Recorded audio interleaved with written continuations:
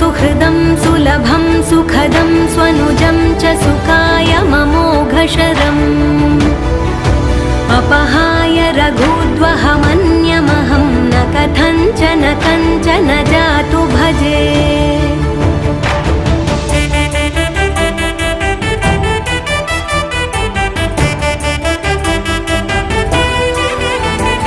विना वेङ्कटेशं ननाथो ननाथः सदा वेङ्कटेशं स्मरामि स्मरामि।